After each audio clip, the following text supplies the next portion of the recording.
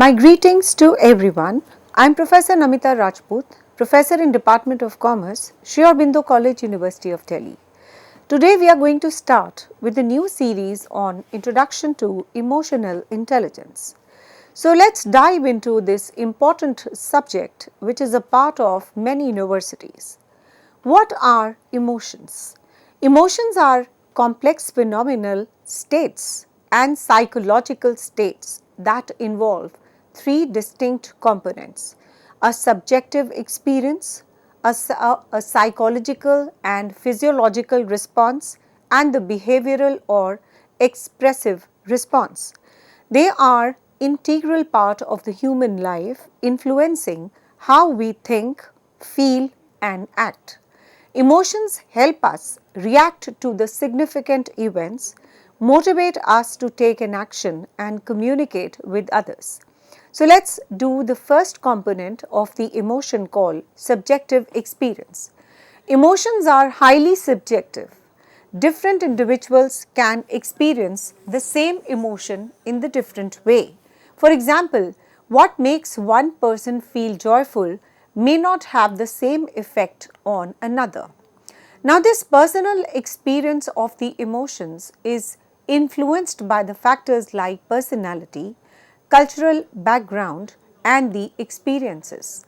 Now, coming on to physiological response. Emotions trigger the physical reactions in the body like increased heart rate, sweating, or change in the breathing. Now, these reactions are controlled by the brain and the automatic nervous systems, particularly the limbic systems, which includes the amygdala, important for emotional response like fear, and the hypothalamus. Now, coming on to the behavioral expression. The way the emotions are expressed varies widely among the individuals and the culture. This could be through the facial expressions, the body language, the tone of the voice, and the other outward signals. Some emotions like happiness, anger are easily recognizable through the expressions, while others such as the guilt or the shame may be more subtle. Now, let us come on to the different types of emotions. Emotions are typically classified into primary and secondary emotions. So, let us do first the primary emotions. Now, these are the basic universal emotions that are basically instinctual and experienced by the people across all cultures. For example, it includes happiness, sadness, fear, anger, surprise, and disgust. These are the different types of emotion which are primary. Now, let us do the different type of emotions which pertains to and are called as secondary emotions. Now, these are more complex emotions that can be a mix of primary emotions and are often shaped by the social and the cultural influences. For example, the emotion of guilt, pride, jealousy, and embarrassment. Emotional intelligence, as we call it as EI, and emotional quotient, which we call it as EQ, they refer to the ability to perceive, interpret, demonstrate, control, and use the emotions effectively. Emotional intelligence involves recognizing your own emotions and those of the others, processing these emotions in the ways that promote emotional and intellectual growth, and managing emotions in both the personal and the social context. Now, let us do the components of the emotional intelligence. There are four main components of the emotional intelligence. The first is your self-awareness. Now, self-awareness is the ability to recognize and understand your own emotions and how they affect your behavior. A self-aware person can identify their emotional states and understand how those states impact their interactions with others. This awareness is a key to managing emotions effectively. The first is your self-regulation. Self-regulation refers to the ability to manage and control your emotions, especially in a stressful situation. It involves being able to keep disruptive emotions and impulses in check and think before acting. Self-regulated individuals can remain calm under the pressure and make a thoughtful decision without letting emotions dictate their action. The second component, what we talk about as far as the emotional intelligence is concerned, is empathy. Empathy is the ability to understand and share the feeling of others. This component of intellectual and emotional intelligence, it allows the people to recognize and interpret the emotional cues in the others and respond appropriately. The empathy fosters a better relationship, improves the communication, and enables the people to respond with sensitivity and care in the social situations. The third component is your social skills. The social skill encompasses the ability to interact effectively with others. This includes communication, conflict resolution, leadership, and the teamwork. People with strong social skills are able to navigate the complex social situations, build and maintain a healthy relationship, and positively influence those around them. The personal well-being. Emotional intelligence is closely tied to a mental health and personal happiness. People with high emotional intelligence are better equipped to cope with the stress, manage their emotions, and maintain a positive outlook even during the very difficult times. It also, why emotion intelligence matters. It helps in improving the relationships. The emotional intelligence plays a very crucial role in building and sustaining the personal and professional relationship. Individuals with a high emotional intelligence are more empathetic, understanding, and effective communicators, making it easier for them to resolve the conflict and maintain the harmonious relationships. The next important aspect relating to the emotional intelligence is your career success. In the workplace, emotional intelligence is often as important as your technical skills. Emotional intelligence helps the individuals collaborate more effectively, lead the teams and emotional awareness, and manage the workplace dynamics. It also contributes to a higher job satisfaction and also the productivity. Now the next important aspect, that why it matters, that is the EI, is leadership and influence. The leaders with the high emotional intelligence are able to inspire, motivate, and guide others. They are empathetic listeners, can manage the conflict with tact, and are effective in building the trust and fostering a teamwork with their organizations. The connection between the emotions and emotional intelligence. Emotions are at the core of emotional intelligence. Understanding and managing the emotions, both are their own and those of others, is the foundation of developing the emotional intelligence. The EI builds upon the emotional awareness, helping individuals to channelize their emotions in positive, constructive ways. When someone is emotionally intelligent, they can use their emotions to improve the decision making, fostering resilience, strong relationships, and also importantly navigate the social complexities with ease. Now let's dive into the historical part of the emotional intelligence. The concept of emotional intelligence, EI, has become a key subject of interest in psychology in terms of leadership, personal development also. However, the roots of EI trace back through several decades of the physiological, psychological research and the theory.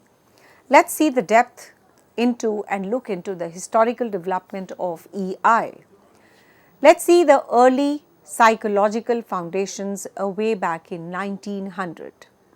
The emergence of EI, the early 20th century, saw a rise in the study of general intelligence, IQ, spearheaded by psychologists like Alfred Binet and Charles Spearman.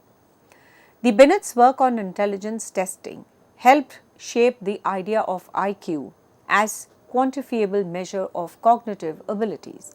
However, even in these early years, some psychologists begin to wonder whether the cognitive intelligence alone could explain the personal and the social success. Now coming on to 1920s. The concept of the social intelligence, the psychologist Edward introduced the concept of social intelligence in the year 1920 when referred to the ability to understand and manage the other people. Now, this Thorndike's theory focused on interpersonal skills and emphasized the importance of emotional and the social awareness, setting the stage for the later development in EI. Now moving on to 1940. The Wechsler views on intelligence in 1940. David, an American psychologist known for developing the Wechsler's intelligence scales, suggested that intelligence is not solely about the cognitive abilities. The Wechsler believed that non-intellectual factors like the personal traits, emotional understanding and interpersonal skills also played a significant role in the life success. His ideas marked a shift in understanding of the human intelligence beyond purely the rational thinking. Now moving on to 1950, humanistic psychology and emotional growth. The 1950s saw a rise of humanistic psychology led by the figures like Abraham Maslow and Carl Rogers. Maslow's famous theory of hierarchy of needs emphasized self-actualization, emotional development and the personal fulfillment. While not directly related to the emotional intelligence, humanistic psychology focuses on the emotional health and self-awareness influenced the later development of EI concepts. The development of emotional intelligence way back in 1964. So, this transitioning is happening since early 19 and we are now on 1964. Emotional strengths in the intelligence by Michael. The term emotional intelligence was used informally as early as 1960 by a psychologist, Michael Beldock, in his paper on emotional intelligence in therapy.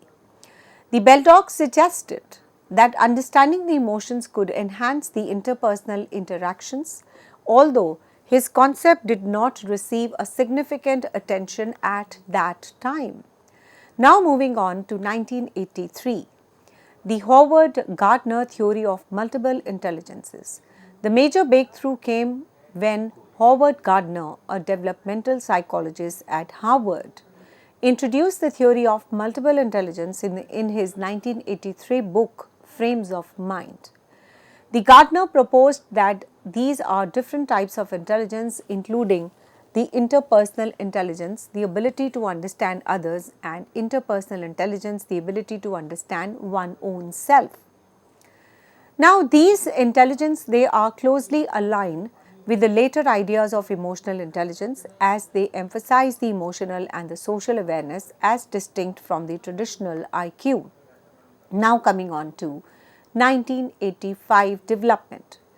The first formal definition of emotional intelligence, one of the first formal definition of EI, came from the psychology Wayne Payne in his 1985 doctoral dissertation titled A Study of Emotion Developing the Emotional Intelligence.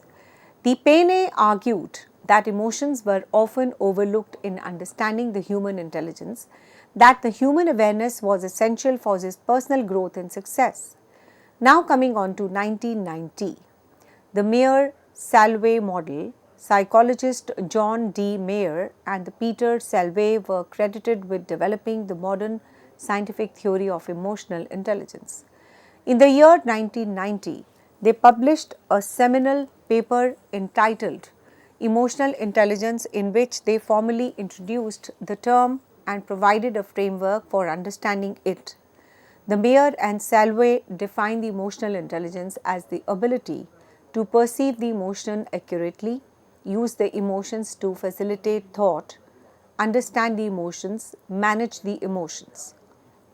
Their research identified that EI as a cognitive ability and focused on the emotional skills that could be measured and developed, setting a foundation for the future research in that field. Now coming on to the rise of emotional intelligence in the popular culture in the year 1995. The Daniel Goleman's breakthrough work, the concept of emotional intelligence, gained widespread attention with the publication of the Daniel Goleman best-selling book Emotional Intelligence, Why It Can Matter More Than IQ in 1995. The Goleman expanded on the Mayer and the Salway work by arguing that EI plays a very critical role in the personal and professional success. He identified 5 core components of EI: self-awareness, self-regulation, motivation, empathy, and the social skills. Now, Goleman book on groundbreaking because it brought EI into mainstream, especially in the business and the leadership circles. So, Goleman's work is highly appreciated. He argued that EI was more important than IQ in predicting the success in the life, particularly in the social and the workplace settings. So, this perspective resonated with the leaders and educators, propelling EI into the fields of management, education, and the personal development. Now, coming on to 2000, EI in leadership and management. During the early 2000s, emotional intelligence became a significant topic in the leadership development, human resource management, and the organizational behavior. The Goleman's work, along with the subsequent research, showed that emotional intelligence leaders were more effective at managing the teams, fostering the collaboration, driving the innovation. As a result, EI became a key focus in the leadership training programs, corporate culture development, and employee assessment. Now, the scientific research on EI. There are some scientific research and also the criticism. Now, in the late 1990s and early 20s, researchers continued to explore the scientific validation of EI. The Mayer-Salway Emotional Intelligence Test, which we call it as MSCEIT, was developed to measure the EI as a set of cognitive abilities. Other researchers like Ruwen Barr created a bar on emotional quotient inventory, which we call it as EQ-I, a self-report measure of emotional and social functioning. The scientific community debated whether EI should be considered an intelligence or any set of personality traits. Some critics argue that EI was too broadly denied and defined, while others believed that more rigorous research was needed to validate the concept. Now, coming on to the criticism of emotional intelligence. Despite its popularity, the emotional intelligence has faced the criticism, especially from the traditional intelligence researchers. Some argue that EI overlaps too much with the existing personality traits like empathy, social skills, self-control, and should not be considered as separate from the intelligence. The others have raised the concerns about the reliability and the validity of EI measurement, particularly the self-report questionnaires. However, the proponents of the emotional intelligence argue that it complements rather than replaces the IQ, adding the valuable insights into the social, emotional aspects of the human functioning. Today, emotional intelligence remains a popular and widely researched topic in psychology, education, and business. The concept has evolved from the early beginnings in the study of the social intelligence to become a central aspect of understanding the human behavior and success. While some debate continues over its success scientific basis, the practical applications of emotional intelligence, especially in the leadership, communication, and the interpersonal relations, are widely recognized. The future of EI lies in ongoing research, better measurement tools, and expanding its applications in the areas such as the mental health, education, and artificial intelligence. Now we are going to conclude that the legacy and the future of emotional intelligence. As society continues to value emotional and the social competencies, EI will likely to remain a very significant field of the study as well as the practice. EI, also known as EQ, refers to the ability to recognize, understand, manage our own emotions as well as a recognition of understanding and influencing the emotion of other people. The concept became widely known in 1990, popularized by a psychologist, Daniel Goleman, who argued that EI might be more important than IQ in determining the personal and the professional success. Now let's move into a very important field of its importance. The first and the foremost important point as far as the practicing of the emotional intelligence is concerned is in the personal life. EI enhances the relationship by improving the communication and empathy. It helps the individuals manage the stress, resolve the conflict, and build the meaningful connections. In the workplace, emotional intelligence is vital in professional settings where the collaboration, leadership, and the team are essential. It improves the decision making, fosters a positive work environment, and enhances the leadership abilities. So, in the leadership, it is also very important in the field of the leadership that we practice the emotional intelligence. The leaders with a high emotional intelligence inspire and motivate their teams, creating the trust and driving productivity, and they are better equipped to manage the emotional complexities of their role and provide the guidance in the difficult situations. The next is your practicing self-awareness. We need to reflect on your emotions and behavior. Journalizing and or mindfulness exercises can help you become more aware of how you feel and how your emotions impact the others. Then important aspect is your managing of your emotions. We need to learn the techniques for managing the stress such as the deep breathing, meditation, taking time to think before reacting, develop the emotional resilience to bounce back from the challenges. The next and the most important aspect is your building empathy. We need to practice active listening, try to see the situation from the other's perspective, engage with the others without judgment, and be open to their own experience.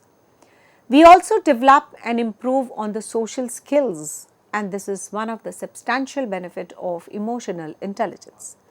Work on communication skills, conflict resolution, teamwork, build meaningful relationship. It is a key to apply the emotional intelligence effectively.